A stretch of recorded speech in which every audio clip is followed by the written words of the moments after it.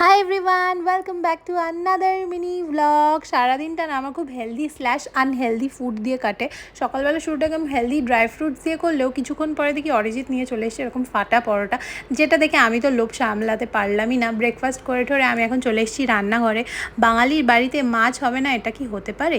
রান্না বান্না করে স্নান টান সেরে আমি এখন একটু স্কিন কেয়ার করছি। আর শীত গ্রীষ্ম বর্ষা বডি লোশনই ভরসা, যা স্কিন ড্রাই হয়ে গেছে গো। এই বডি লোশনটা আজকাল ইউজ করছি, এটা বেশ ভালো।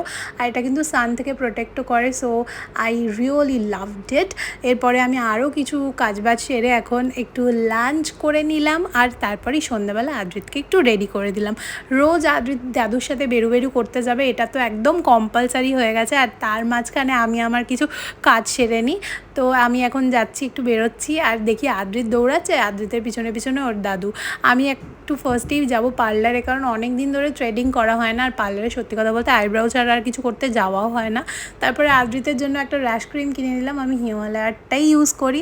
তারপরে সবজিও কিনে নিলাম। তারপরে এখন যাচ্ছি বাড়িতে, আর গিয়ে দেখি আদ্রিত চলে এসছে। তারপরে আজকে ডিনারে বানিয়েছিলাম চিলি পনির, সেটা দিয়ে রুটি দিয়ে আজকে ডিনারটা করব। আর তারপরেই দেখি আদ্রিত সুন্দর করে আমার কম্প্যাক্টটা ভেঙে রেখে দিয়েছে। তো চলো, দুঃখের সাথে আজকের ব্লগটা এখানেই শেষ করলাম। দেখা যাচ্ছে নেক্সট ব্লগে, বাই।